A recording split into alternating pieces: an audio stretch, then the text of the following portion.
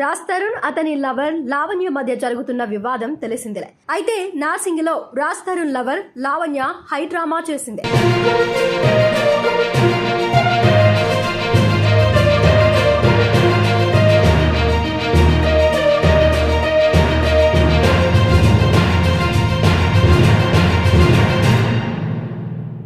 అర్ధరాత్రి లావణ్య ఆత్మహత్యాయత్నం చేసుకుంది.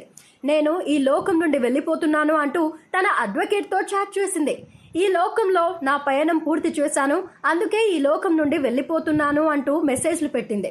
నేనేంటో తెలిసిన మనుషులే నన్ను తప్పుపడుతున్నారు. నేను ఎవరో తెలియని వాళ్ళు నా వెంట నిలిచారు. ఈ లోకం ఒక మాయ. ఈ మాయా ప్రపంచంలో నేను బ్రతకడం నాకు ఇష్టం లేదు. రాజ్ తరుణ్ చేతిలో దారుణంగా మోసపోయారు. నేను నమ్మిన వారే నన్ను మోసం చేశారు. మైండ్ గేమింగ్, గాసిప్స్ తో విసిగిపోయాను. మస్తాన్ కేసులో నేను కీలు బొమ్మనయ్యాను. ప్రతిదీ ఒక పథకం ప్రకారం జరిగింది. నా భర్త నాకు కావాలని మాల్వి మల్హోత్రాను బ్రతిమిలాడాను, కానీ తను వినిపించుకోలేదు. నా చావుకి కారణం రాజ్ తరుణ్, అతని తల్లిదండ్రులేనని మెసేజ్ పెట్టింది లాయర్కి.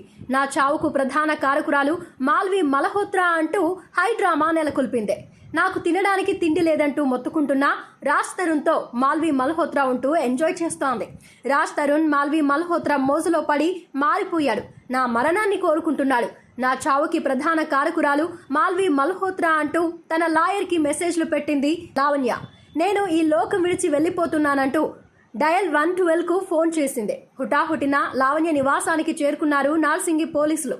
లావణ్యను రక్షించిన కాప్స్ తనకు కౌన్సిలింగ్ ఇచ్చి భరోసా కల్పించారు.